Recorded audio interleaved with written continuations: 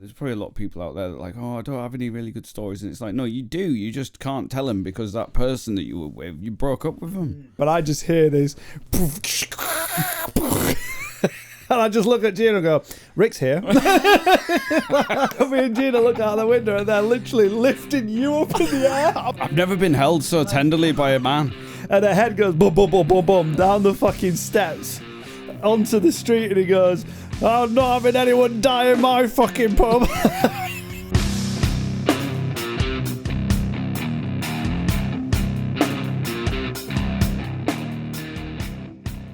Chatting shit. We don't chat shit. We do. Oh, we do. We do. A lot of shit. There she is. She's like, podcast. Podcast, okay. Let's go. Let's check. No poo today, Dickens. That's good. You're doing all right recently. She's like, she knows that it's podcast time. As soon as we press record, it's like, hi. Podcast time. It's like, I'm going to stick my tail in your face. Yeah. You're blocking the shot, Dickens. Go on then, let's get settled. Let's get settled and have a chat with Uncle Rob. Chatting with Uncle Rob. Story time with Uncle Rob. Walked the dogs today, didn't we? We did. Always, took a little Lofty out. Always a nice little meet and greet for Dickens and Lofty. They get on really well, which I'm happy about. They do, and then Lofty gets a little bit too close to Dickens, and Dickens smacks him. So I don't think they get along that well. And rightly so. Like Lofty's scared. He's like, oh. It's one of these things. I think they both are inquisitive, but then as soon as they get about that close, their instincts kick in, and then it's just, not happening. Welcome to another episode of the Echo Town podcast. Welcome. Let's have a chat. Let's do it. Let's have a chat. I need to cut my toenails.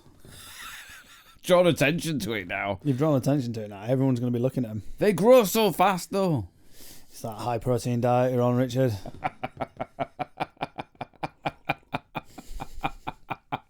It's all that meat you've been eating. It's all that meat I've been eating. Tons of it. Well, we had a full English, didn't we? A flinglish. Oh, flinglish. It was like, thank you, ma'am. Would you like a full English, sir? Yes, so I would. You rocked up and you were like, I've not eaten any breakfast. So I was like, yep. Flinglish? Neither have I. Let's go to the shop and get everything we need. Let's do it. So we did. We did. We're fed and watered. And here we go. Fed, watered. And I've got really sleepy now. I mean, yeah. Well, it's a nice mellow podcast. Still not sleeping. Welcome to the Mellow Echo Town podcast. Podcast. To put this in perspective, we filmed this the day after we filmed the last one while everything was still set up. Yes. Because obviously I have to go back to normal life without the lights and we filmed this straight. So obviously you're still in quite a bit of pain with your neck. Like that's not going anywhere anytime soon. For a long time. So you're locked in. So once again, I'm in the zone. You're in the zone. Might as well do this. Your Where are you at? Sucks. We should just check in every episode. Where are you at on the pain scale today, Pain scale Rob? right now is probably a good old 4 or 5 out of 10. 4 or 5. Yeah, so I'm pretty uncomfortable, but I'm good. It's definitely there. I'm good. So that's all right. I can cope with that. I'm going to get a little graphic that goes across the bottom. Pain scale. Pain scale. Rob's daily pain scale. Hopefully it's going down. Yeah. Well, we can monitor that, can't we, on the podcast the weakness is going to be there for a hell of a long time. No, I'm just going to keep working on it. Yeah. Do my thing. Good lad. So if we see you doing some nerve flossing during the podcast, I think fine. that happened on the last one. Yeah, I'm not sure. I became very conscious of it. I was I was chatting. Yeah. We wanted to talk about Echo Town stories. Oh, Echo Town story time. Story time. With grab a drink. Get cozy. It's Echo Town story time. Ladies and gentlemen. It's Echo Town story time. I love it. You're going to make that sound really deep on the podcast. I could try. I could put some reverb on it. Yeah, do that. Just like you did on my trumpet on the last one. Yeah. We have loads of stories, and then when we were sat outside eating, it was like, when you try and think of them, your brain kind of shuts down. So we're hoping we're just going to start riffing and something comes out. Your brain shuts down, particularly when you've had a flinglish. Flinglish. Delicious full English. I think we should start talking about the tour that we did in 2016 because that was like that was our first European adventure. Yeah. And there's some cracking stories from that one if we can relate them in a way that transports people to Europe. Think Europe. We don't tell circa 2016. Go on. We don't tell stories much these days, do we? That's an interesting thing. Let's start this by talking. We're ADHD now. Let's start this about the lack of storytelling. Where's the storytelling gone? There's not much storytelling.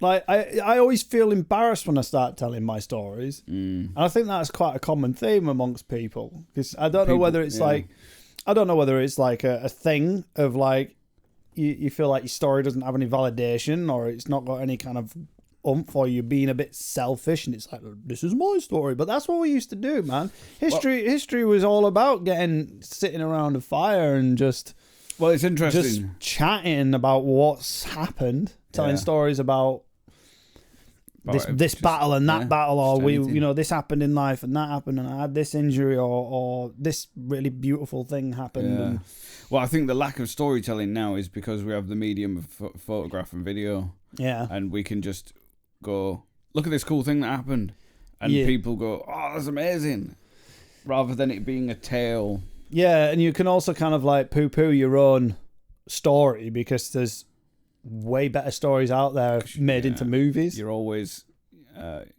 presented with a plethora of better stories. Yes. So I think we should tell some of our stories. Let's tell some of our stories. I think we should tell some of our stories. And it's funny because I've got this on the table. It. I've got this on the table, Lord of the Rings. Okay. Because I've been reading this is not just here for show, by the way. This is just like... I know you've actually read quite a lot, but recently I read a lot of psychology books, and philosophy books, and it's just been nice to read a fantasy. Yeah. And I've never read Lord of the Rings. I've read The Hobbit, but I never got as far as Lord of the Rings. And I was like, right, let's fire it up. So I've just about finished the first of the coffee machine turning off. Well, why not? It should be turning on, so I'm running out. But that's me on the cup, by the way. We've talked about this before. Well. That's me on the cup there. Look. Got Echo Town cups made just for the sake of being in the studio, and you should learn to love yourself enough to put yourself on a mug. Am I on your mug as well? No. Well, that's annoying because I think you're on my mug. A double dose. You've double dosed yourself, mate. A double dose. And I'm looking at you like, whoa! Look at that guy. Look at him. Oh, can we do that? Yeah, of course we can do that. We can do whatever we want. I'm doing it. We can do accents. Yeah, we can do accents. I'll take the mick out of my own accent, let alone else's. That's every time I pick up that cup now, I'm going to do that. Anyway, I was saying about Lord of the Rings, mate. Lord of the Rings. But I've been reading this, and do you know what? I've struggled with it because I've seen the films. When I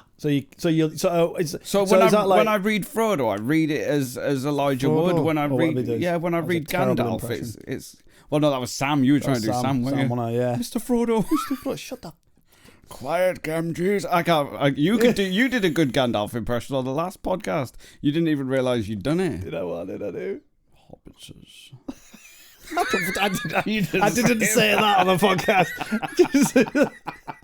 I'm just trying to get my Gandalf voice back. I can't do it, but it needs to not be prompted so heavily. Yeah, I know. I'm like, if someone says do this accent, I'm like, it's being filmed and we're not going to edit any of this. So it's like, if I mess it right up, I can do any accent on the planet, but not when I'm asked to. Yeah. Go on, Lord of the Rings. Are you struggling? I could do a good Gollum, but I'm not going to do it. Do it. Do it. Yes, princesses, silly, smelly hobbits.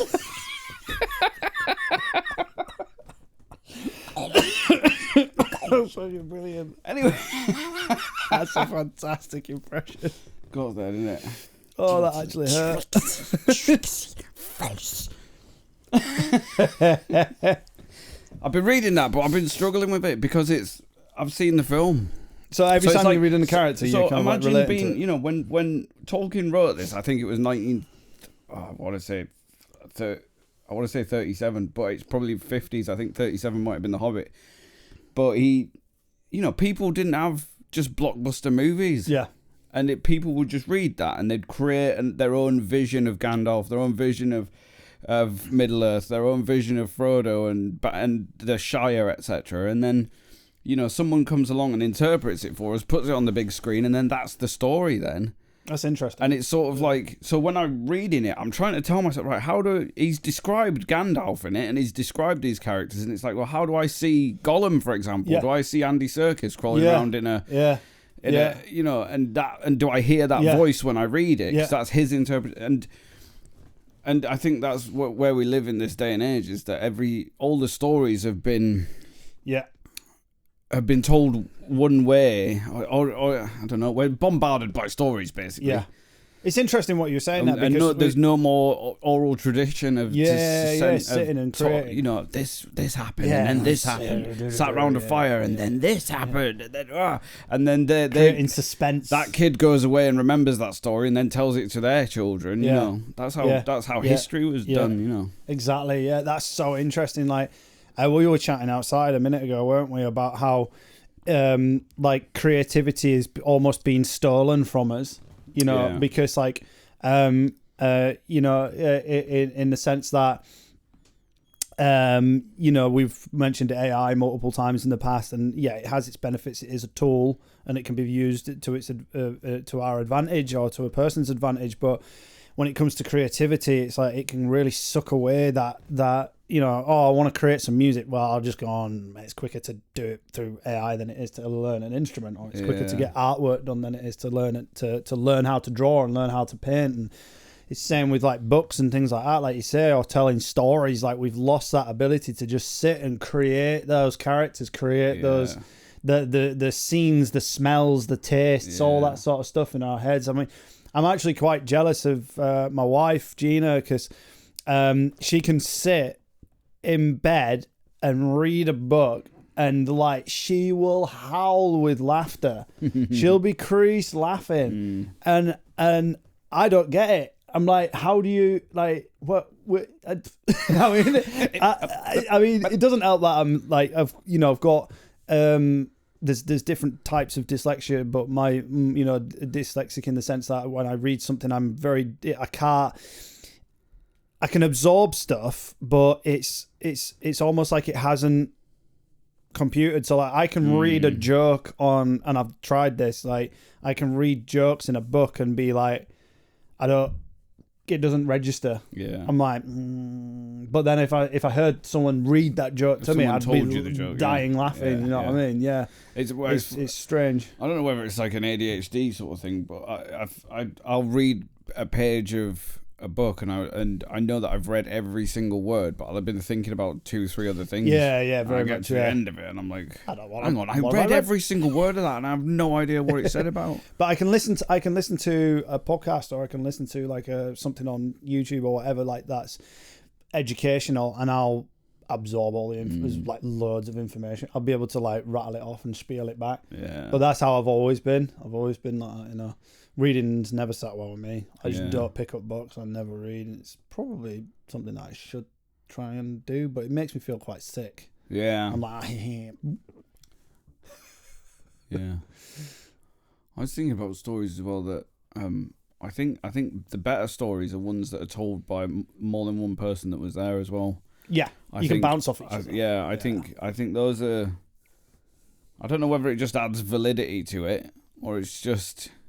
And I think when you're in relationships with people, or you have a long-term relationship with someone, that's when like a wealth of stories build up. Yeah. And I think, I've been pondering about that quite a lot. It is interesting. You can be like, I don't have any stories, and it's like, well, if you keep changing your friendship circles and falling out with people or breaking up with people, it's like. Yeah. You lose a lot of stories to pass, and then because you don't want to tell them those stories anymore. Yeah. So in my head, I'm like, why do our grandparents have just? Obviously, they're all dead now. Bye. But love you lads. Love you lads. But most people are like, oh, my grandma and granddad, they had just amazing stories. Always telling stories. It's like, well, they grew up in a time when there was less media knocking about. and less access to books and film and TV and etc. Yeah, and it was all absorbed into the mind rather than taking photographs. Exactly, and not relying on phones to capture stories, because I think we outsource our memory to phones in a massive way. Yeah. But then at the same time, it's like, well, if you've been married for fucking 50 years, you're gonna have some stories, you've been through some stuff together, highs and lows and all of it. You've been on a quest together, so there's going to be stories there. Because it's like, there's probably a lot of people out there that are like, oh, I don't have any really good stories. And it's like, no, you do. You just can't tell them because that person that you were with, you broke up with them. Yeah. And there's a sour taste in your mouth about it all. And it's like... It makes sense. It does make sense. Yeah. But like, you're the longest existing person in my life. Well, thank you. So we've got some stories. We have got some stories. There's tons of stories, realistically. It's just half the time loads of stories. Recalling them. Well, yeah, I mean, like 99.9% of them, we were either stoned or drunk on tour. Not 99% of them. I don't remember anything. No, it wasn't that bad. Not all. And that wasn't true. That's not true. We Go on. We dabbled, but not enough. I dabbled a lot. You dabbled a lot in alcohol. But there are like massive blank spaces in my memory that like that just worries me. I'll fill them in. The time. You fill them in. I'll fill them in. Yeah, you were stinky. I could fill some. I could actually make some up. Remember that time you and Roger? You got real close. You were close. You were like real close for a while. You actually gay, man. You gay. You gay, man. Hate to break it to you. But between 2017 and 2018, you were gay, man. Gay, man. I don't pretend you don't remember. I don't remember. You gay. That's excellent. Right, we've not even started story time yet, but that was a great introduction to story time. Yeah, anyways, it was. Echo Time story time. That. A bit of banter. I don't even know where to begin with story, because there's so many stories, and it's like they're all different. Let's start with moving to Cornwall. That's a great spot to start with. Why did we move to Cornwall? This is a good story that's got a would you say a moral to it? But maybe a good piece of advice, I suppose, to take opportunities when they present themselves, because you never know, even if it's a terrible opportunity or a seemingly terrible opportunity, or a bad situation, you never know what's going to blossom out of it. 90% of the cool things that have happened in my life have been off the back of something atrociously terrible. Yeah. And the moving to Cornwall story, we lived up north, because we get asked a lot why we moved to Cornwall. We lived up north. I'm telling you, like, you know it, and I want to tell them. But you're talking to me though. I know. Tell me your story. I'm not going to talk to this glass eye.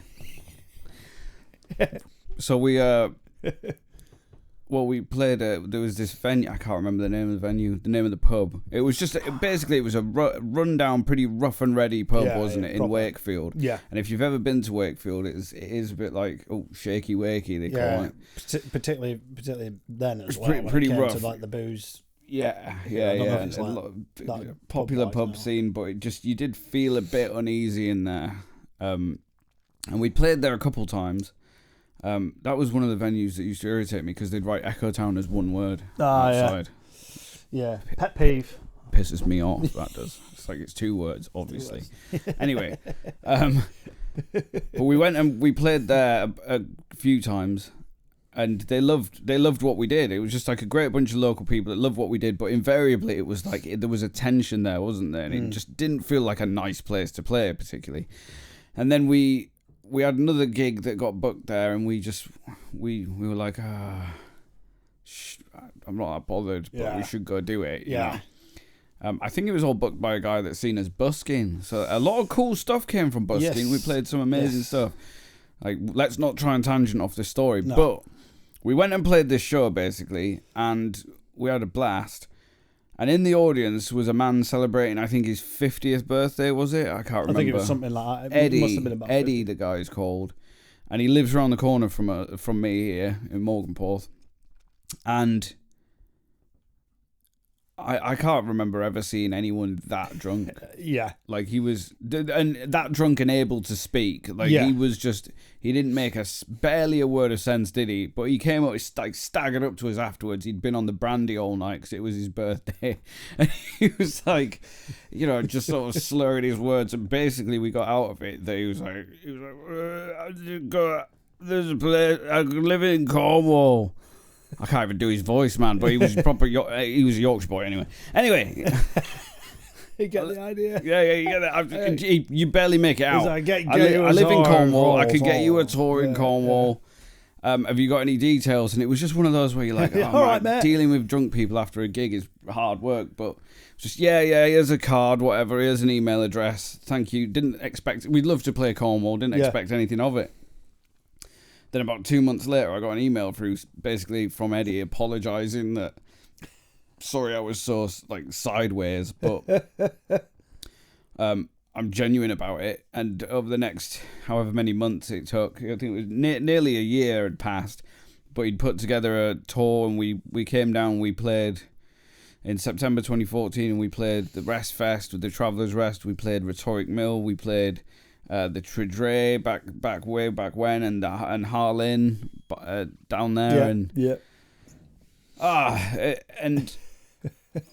but it was, and we stayed in an amazing surf lodge and met a bunch of just crazy hippies and people, and the surf sort of vibe of our music and that sort of feel of music was perfect for Cornwall, so that's why we'd always wanted to play down here, and but it was just the fact that it was off the back of that, and then because we'd come down and played, we'd then booked another tour in the December of 2014, and then in the January we moved down to the surf lodge where we stayed because the landlady Jay had said, "Oh, I've got a room for you and Gina, to you, and then to me, I've got a room for you." Yeah. And moved down to this just madhouse surf lodge where there was a whole bunch of other people living, and it was just parties in the bar every night, and everyone getting stoned, and just crazy, just like proper surf vibe, but like that, which was an entirely different world to what we had up country, you know. Yeah. But it was the fact that it was off the back of that. If we'd have not said yes to that shitty little gig that we didn't want to do. Mm-hmm. He wouldn't have seen us play, and then would we have ended up down here? I've always wanted to move to Cornwall, but like in the way that things worked, it might have been delayed a while. Yeah. I think it just shows that sometimes it's interesting in the music industry because you often feel that you go to play like a little shitty little pub somewhere with everyone's absolutely wankered and no one's paying attention because they're all watching the football on the screen. That's in the opposite direction to you, so they've all got their backs to you, and you're thinking, God, what is going on here? Like, I'm literally just here to get paid and go home. Yeah. But it's often those gigs where you have the best jams, and then you meet the most normal people that actually genuinely love what you've just done, and end up doing something like Eddie did and getting us down into Cornwall with like a bunch of gigs and tour, like a little mini tour that we did. And we did that tour. We ended up going back up north again, and we came back down again, didn't we? And stayed in the surf lodge again. And I scouted like the surf lodge for a bedroom that was like suitable for me and Gina, and the landlady she gave us this bedroom that had like a double bed in there and everything, and I did that tour, went back up. Me and Gina were like, let's move down there. Within 3 or 4 weeks or something stupid like that, we'd moved down with you, obviously, and brought our pet rabbits, 2 house rabbits. They were brilliant. Lived in this little surf lodge. I just got settled from Watergate. I just got settled at bloody Hebden Bridge as well. I'd been 4 or 5 months at Hebden. Yeah. And like the leaves were falling. It was just if you've ever been to Hebden Bridge, it's just like like beautiful little river running through the thing, and just autumn there was just gorgeous. Yeah, I'm just stood having a beautiful coffee by the thing. It's crisp. Yeah. The north. And then just like leaves falling. You rang me and you're like, dude, just so you know, we're moving. Sheena and I are moving to Cornwall. I was like, okay. Come well, I'm coming along for the ride. You were like, what? It's just like, a bit of like, oh, whoa.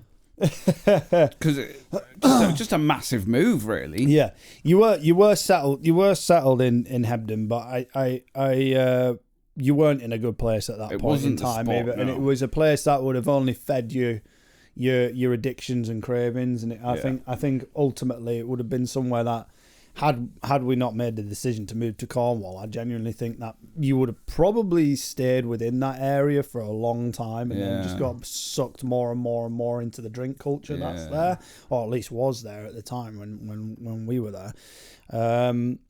So yeah, moving down to Cornwall, we came down here and then got sucked into the drink culture in Cornwall instead. It's a completely different vibe.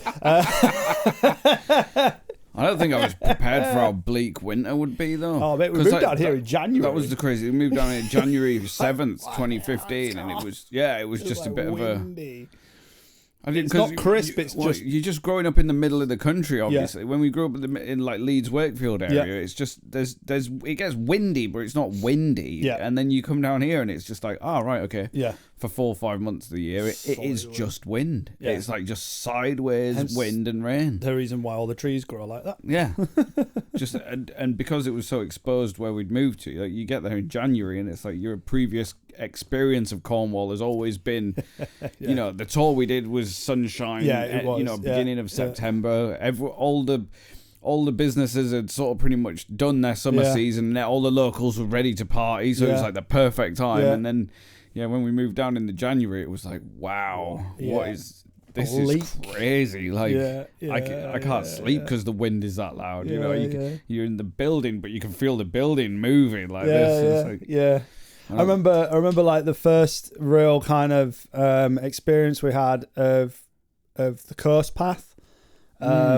And going down to Watergate Bay Beach really was we got taken down there by Joe and Jyoti that lived at the Heights, and Joe's is he the bass player or of the True Strays? Here we go. Because I always get this wrong. I think he does some guitar and he does some bass. Why am I getting that confused? Because I only saw them the other day. Well, no, he does play the bass, but he's multi-instrumental. I'm pretty sure he plays absolutely bass. Awesome. Bass guitar vocals. We should get Joe on. That'd be awesome. Yeah. Like I remember, like me and him, we kind of almost like look a bit similar. So it's like a little like we're like almost twin-like, aren't we? In looks.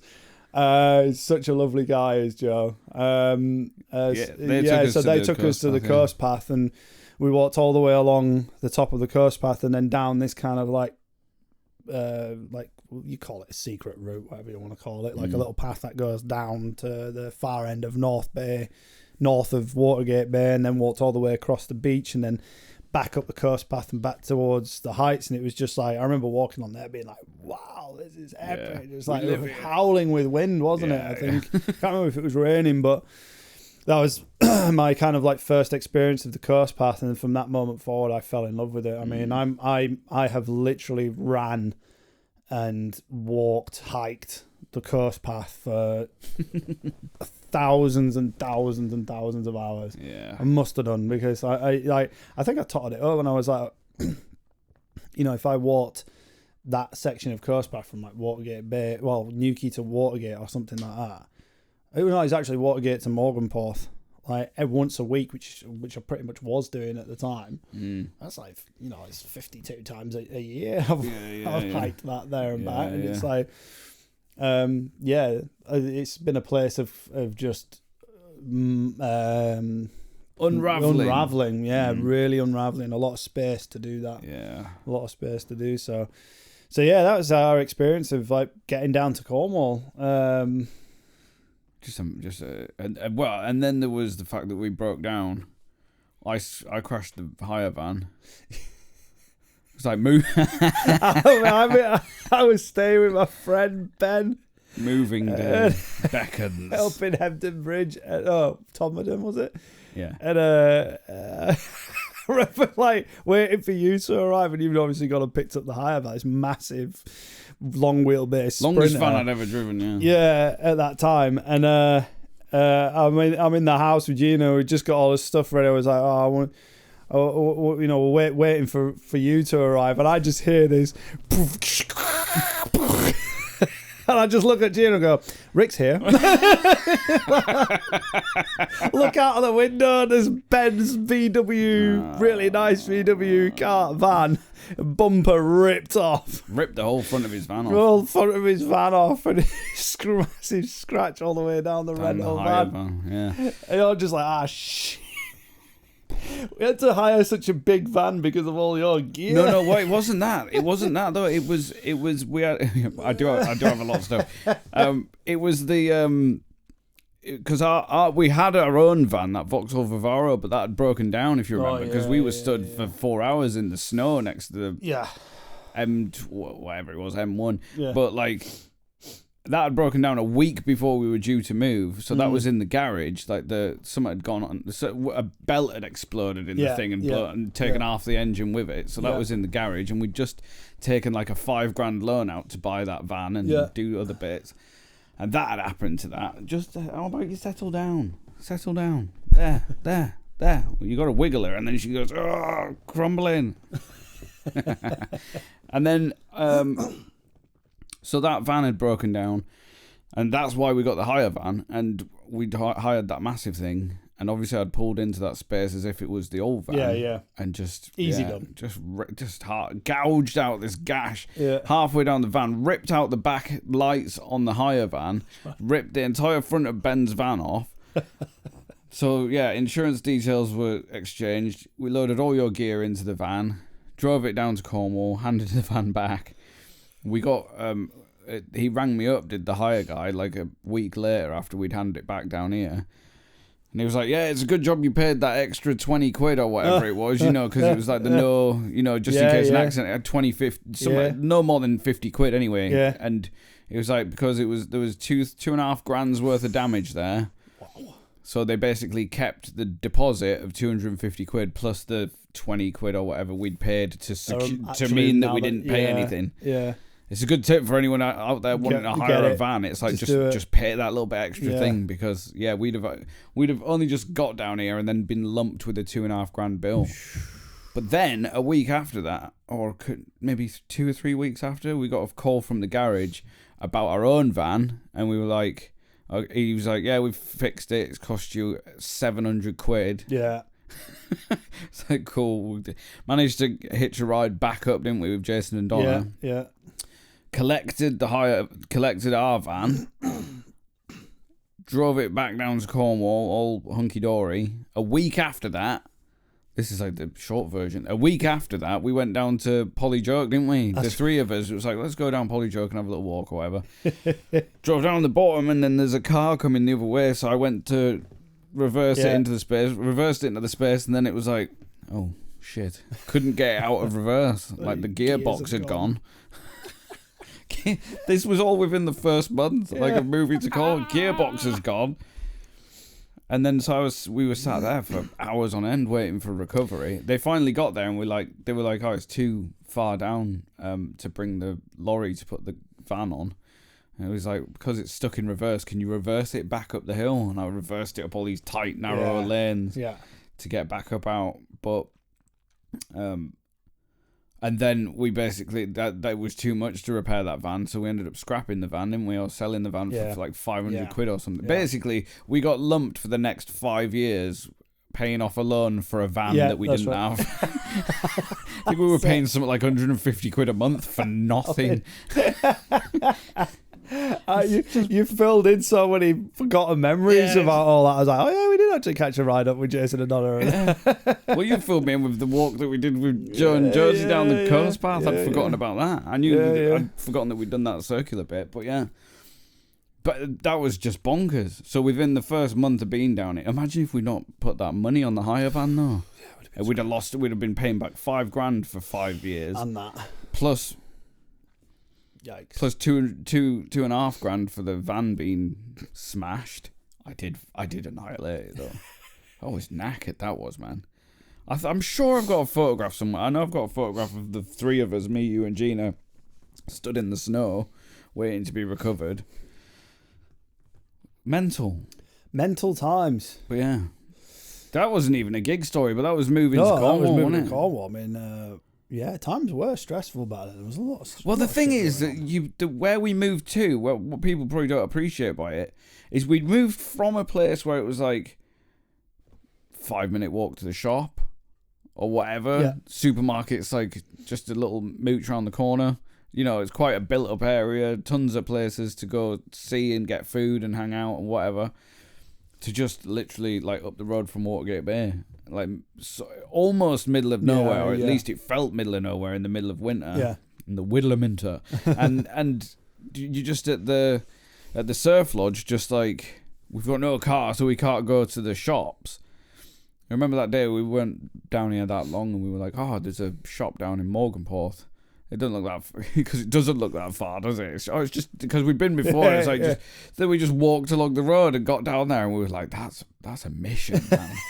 That took ages. It's like a 45-minute. It's gotta be 45-minute walk, easy, and then a brutal walk back up that hill to come back. And it was just. I think we just got down there and we just bought. No, did we walk down to St Morgan, to the post office? Oh God, that's a long way. Oh, did we? That is a really long way. Maybe we feel like we walked down there rather than Morganport to the Cornish Fresh. But anyway, you need a vehicle in this sort of area. You do, big time. So then we were just scrounging lifts off people, left, right, and centre to go to gigs. We had a few gigs booked. We got a lift from Joe and Debbie. Yeah. Rest in peace, Debbie. By the way, she passed away a couple of years ago. Yeah, which was brutally sad, but. Yeah, they were terrific when we first moved down. Yeah. A lot of really good, solid local crew, man. Yeah, everyone really just good. Yeah, have parties and hang out, and you sort of see each other all the time, and see the same faces, which is really nice. And then you get in with them all. And I think since COVID, things have changed quite a bit. Yeah, quite a bit. Yeah. Although the Morganporth crew's pretty much still running pretty strongly, isn't it? I think. But I live all the way over in Newcastle. It gets a bit clicky, doesn't it, though? Because it's like they're down there, and to get down there and get back, it's like, well, I don't drink anymore. I could drive down. It's like maybe it's my own fault for not socialising half the time. Do you know what I mean? It's like you only see me now. I do only see since I've stopped drinking. I don't really go out much. Yeah. That's a big play. I mean, I don't drink. Well, I mean, tricky, I do, but not very, very rarely. So yeah, for me, I don't like those sort of environments. Anyways, I can't stand it. Yeah. I just can't stand being in an environment where there's alcohol. Really struggle with it. Just threw me back to when that fight broke out in the middle of that bar in Halifax that we played that time. When we still lived up there. Was it someone got bottled? Some lady bottled bleeding the lady out on the floor, and the landlord grabs her by the legs and drags her out. She's bleeding everywhere. I know, but he's dragging her out, and her head goes boom, boom, boom, boom, boom down the fucking steps onto the street, and he goes, "I'm not having anyone die in my fucking pub." That's the north for you, isn't it? That's the north. He just grabs her and drags her out. "I'm not having anyone die in my pub." I was like, this was a gig where I'd parked the van at not too far away. I think we should get out of here. You rang me, didn't you, while I'd gone to the van, and you were like, "Rick, don't come back into the pub, it's kicking off." And you were just sort of like in the corner with all the gear, because this was after the show, in the corner with all the... It was like a little alcove, so it was like away from everyone. Yeah, didn't you say some girl bottled another girl, and then her boyfriend jumped in and started leveling her, and then her boyfriend jumped in and started hitting him, and yeah, I sort of got there as I seen the landlord sort of just dump someone at the bottom of the step. There's blood everywhere, and I'm like, "Oh God, what is this?" She's all right. Yeah. I can't help but laugh about it. Crazy. It's just the way he's dragging her out. "I'm not having someone fucking die in my pub." It's like, that didn't help. Oh. Jesus Christ. Rough. That was rough, that one. It was just... we'd not long been gigging at that point, I don't think. No, it's like properly, and it was just like, okay. Nice little introduction. Is this what it's going to be like? There's been a few. Oh, mate. Madness. Yeah. But yeah, that was moving to Cornwall, and then from there it sort of just kicked it. We hit the ground running with just gigging and doing shows, and yeah. We landed it quite well, like jumping and having a really good booking agent as well. Yeah. Magically came out of nowhere. Well, we were working with this guy on that first tour that we came down with that Eddie had sorted out. We ended up meeting, what was his name? Dave?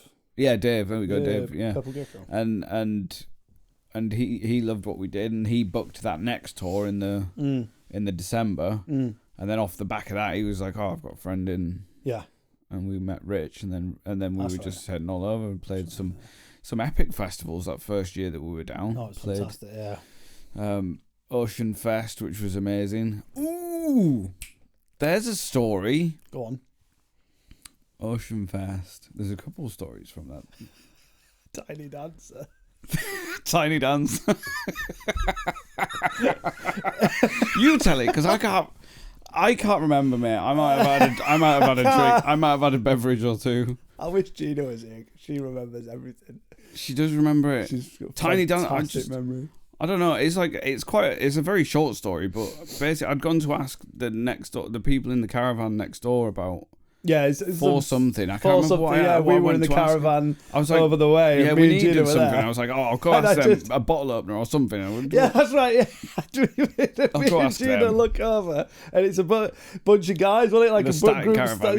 A stacked caravan of like dudes, and you were like asking them for something like a bottle opener, like you say, and there was like Tiny Dancer playing or something out loud, like Tiny Dancer. And me and Gina look out the window and they're literally lifting you up in the air. I'm like, Tiny Dancer.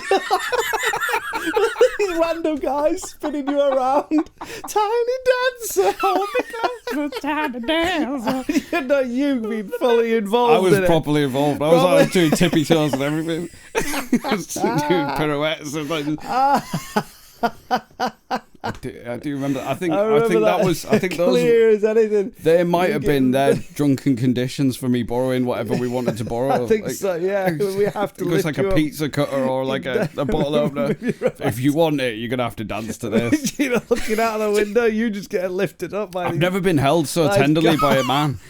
I've never been like proper around the way. We did like the proper thing. You just get spun round. Oh, I love that. See, we knew this. It's Chris laugh. I remember Gino fucking remembers that so clearly as well. Absolutely dying laughing. That was the same festival where there was we met that group of about six girls or something and just like had such a good laugh with them. And we all ended up just back at the caravan. And you sort of came in. You were just was fast asleep. Gina was fast asleep. I knocked on the door and I'm like, oh, yeah, we brought some friends back. She was like, oh, great. And she came out. I was like, there's like six girls in there. She was like, we're all had a right good time laughing and joking. All obviously completely innocent. Yeah, of course. Yeah. Yeah, it was just the fact Gina found it hilarious. Was just like, yeah. Just hilarious. Oh, they were a good bunch. We had such a good laugh that evening. Yeah, it was great fun. The Tiny Dancer thing, though. Absolute classic little moment that was. Was that the show where my bass drum pedal died on me? Yeah. It was a really nice stage, that was. Yeah, it was. And then your bass drum pedal froze middle of a gig, middle of a song. And I just had to fumble my way through, yeah. Is that festival still going? Ocean Fest, yeah. I need to get in touch with them. Yeah, get in touch because we played in that tent there as well. Because the condition was we had a main stage. That's right, yeah, and that one as well. Didn't we meet Luke Friend there as well?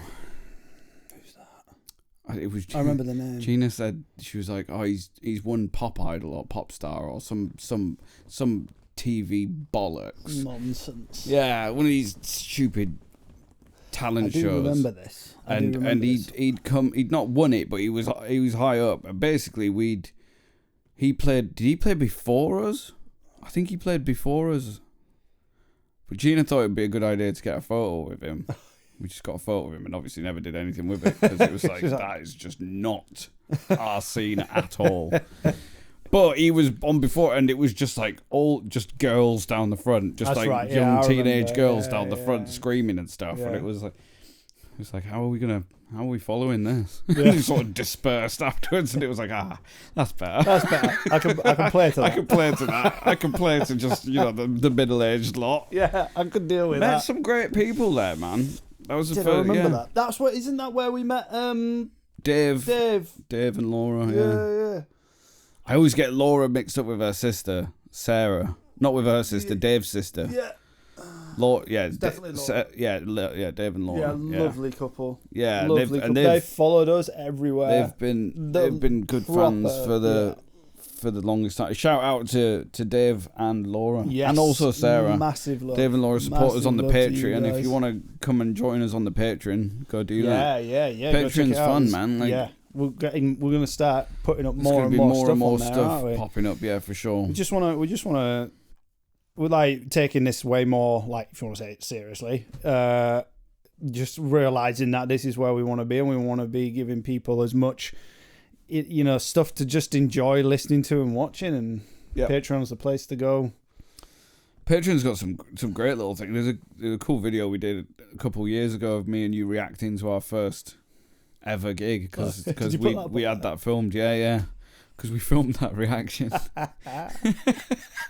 It's a great little moment in that video. It's worth going and checking out. Just go and join the Patreon just for that video.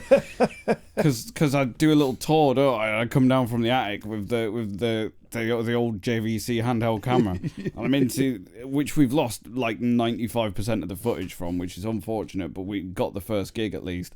Back in 2004, which is mental, mate. That's 22 years ago.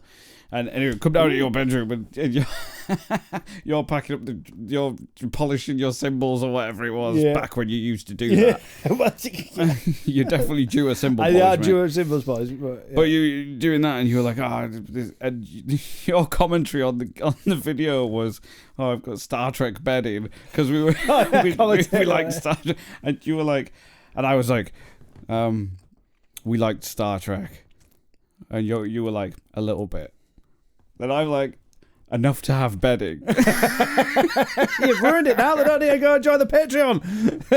It's a classic clip. You need to go see it. So it was because it was just spontaneous. Enough to have bedding. We are, yeah. Enough to have bedding. Those duvets were very good, though. Anyway, that's not a gig story, Robert. Well, it kind of is, because it's about the first gig. Oh, yeah, technically. Yeah, the first gig. We wore wigs just for the fun of it. Yes. I had to take them off. I was getting caught in my sticks. Yeah, you definitely got tangled up in there. You struggle to play with your hair down, don't you? I can't stand not being able to see my peripheral. There's something that, like, triggers me. There's something in your innate human DNA yeah, that there's like you have to be in a very comfortable environment to know that nothing's coming from you either side. It like if I'm in the house and I'm doing stuff and I'm picking things up and my hair's dangling down, I'm just like, bah. It's like if I'm outside, it's up. It's interesting. It's like I can't. I've got long hair and I very rarely wear it down. It is pretty long now, isn't it? But I need to wear it down more. But gigs is fine. I should wear it down at gigs. I can play drums with it down. It just gets in my face. I'm like, oh God. What happens is, what we need to do is do another photo shoot. Yes. Because that always triggers a haircut out of you. I can cut it off then. Do a photo shoot and I'll cut it off. This is to the electric eye now. Rob, and to the people watching at home, but in here it's an electric eye. Rob, whenever we book a photo shoot, whenever we do a photo shoot, that makes him cut his hair. So we have like a brand new photo shoot and it's like, cool, this is the up-to-date image for the band. And it's like historically, like within a month of that photo shoot, you just rock up and it's like buzz cut. Or it's like, then you grow it. It's just like, come on, dude. Just spent money on a photo shoot and now you don't look anything like this guy. So true. It's too much, man. You should do a photo shoot and chop your beard off. I'm pretty consistent. No, I can't do that. Well, I'm pretty consistent, except it's just like it's got longer over the years. I'm rocked up dishevelled again. No hair and makeup today. Just no hair. No hair and makeup. We have other stories. We've got plenty of them, mate. I mean, like we might have to do several podcasts. I'm happy about that. You and me alike. We'll drag them out. We'll drag them out. We won't drag them out. We'll drag them out. We'll drag them out. We'll drag them out. Oh yeah, people need to let us know who they want to see on the podcast as well, don't they? Yeah. If there's anyone in the Southwest music scene or in the music scene full stop that you want to see on the podcast that we can interview, like we have done with John Fairhurst, it's coming. Yeah. I think, or if you want to be on the podcast and you feel that you've got some cool stories to tell or you're doing something amazing, that's also an idea. You know, we know quite a few people doing amazing creative things. Mm-hmm. Or if you've just got something interesting going on, I'll talk to anyone. Yeah. I'm not sure if I'm happy about letting people sit in my seat though, Rob. That's gonna have to happen. I think it looks sweet. Maybe just get everyone that sits in the seat to pay a tenner, and then I can buy another one. The guest, my friend, should always have the best seat in the house. Yeah, not this house. I think it goes back to way back when I was younger. That if friends came over, you never did it, obviously, but like if friends came over and they'd come in my room, I always had loads of interesting just stuff to have a look at. Yeah. Like I've always been a bit of a collector, and I've always had a bunch of stuff to look at, and you just get they'd be just like, ooh, yeah. Shiny, what's this? Oh, that's just... and it'd be just like, stop. Yeah. Well, that's just rude. And then, rude. I remember lending out my N64 video games, and I wouldn't just lend the cartridge, and the box, I'd lend it with the box, and the boxes were always pristine, and then they'd just come back like they'd been sat on and squashed and torn, and it'd be just like, I've always so it's like everything's got its place in here, and everything's got a story to it, and I know where I got everything, or half of this stuff I've made myself, or painted, or whatever, or photographed, and I don't know. I get it. I spend some good money on a nice seat, and then I'm like, that's my seat. You see, you and me are complete opposites. We are so complete opposites. I don't give a fuck about anything material. I'm terrible. Like my house is so. It's quite basic, isn't it? Not basic. It's not basic. It's clutter free. It is. It's clear. It's clear. But you're quite good at letting go of things. Like if you I feel my nostalgia is towards people and friends, family, experiences, things that I have that I hold dear, in my mind. But when it comes to material things, unless that material thing holds a specific, very intense memory. Like I would say that the vast majority of people still have the teddy bear from when they were little. Yeah. You know what I mean? Or might be very upset at the fact that maybe their parents threw their teddy bear away when they were older. It's like, it's like there's a reason why you keep a hold of your childhood teddy bear, because it's got so many, memories, and you've got like this love for this object that's just like it carried you through these, things. This is my real life teddy bear now. Absolutely. Lofty's like that for me. It's even like my drum kit. I've had it since I was like 16, and it's like, if someone was carrying it, moving it, and they dropped it and it smashed to smithereens, I would be like, cool. Yeah. So it's an accident. I don't care. Yeah. If someone deliberately sabotaged it, then that's a different thing. But if it's an accident, I've kind of like learned this thing of just like, yeah, cool. Yeah. Like I don't care. I think that does come with age, man. Yeah. If someone broke something in mine and it was accidental. I'm happy about that. If someone stood on this and started jumping up and down. Oh well, yeah, that's disrespect. Fists flying. There's a difference. There's a big difference, isn't there, between someone disrespecting something and someone, accidentally damaging something. I think that's what like you said, all my stuff in here is attached to I've either bought it from somewhere, I've either made it at a time.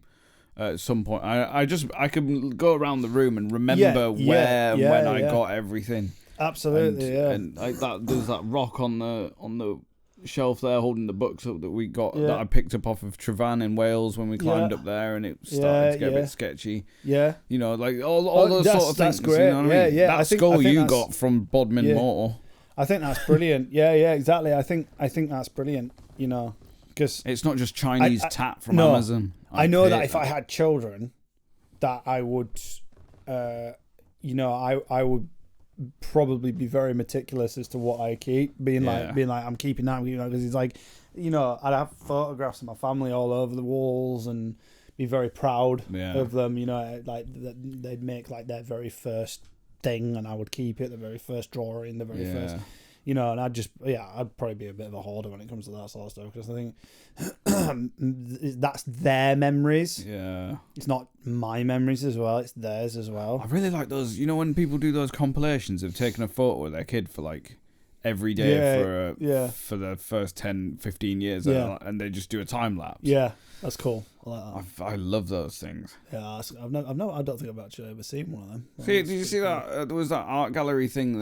The guy that took a photo of himself every hour. Every hour for how long was it? For a few years, or for a year or something. Yeah, I think it might have been just for a year. I think it was, but that's brutal. Every hour, like an alarm went off, and he had to get up, like it's a proper old school. Stamp a piece of paper, take a photo of himself, go crack on.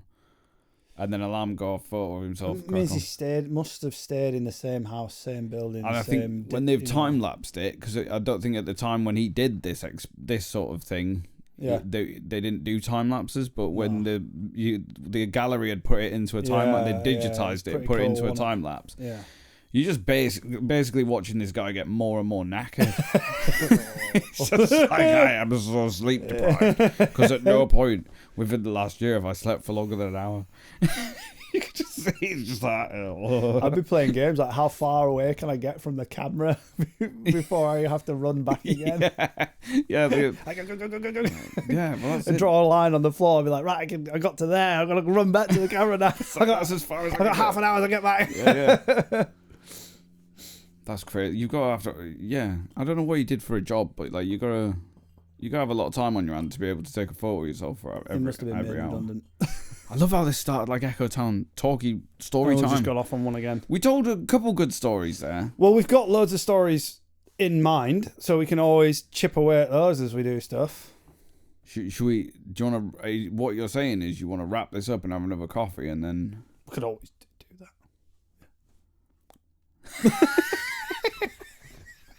I don't think coffee helps with ADHD. Coffee does not help. I can feel it coursing through my veins, and I'm like, maybe another coffee would calm it down a bit. That podcast where we're gonna watch Rick have a coffee crash in real time. He literally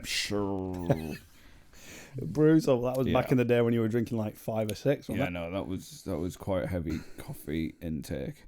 Stopped coffee for a while though, and that was quite nice. I might do that again. Definitely ready for a tea though. Yeah.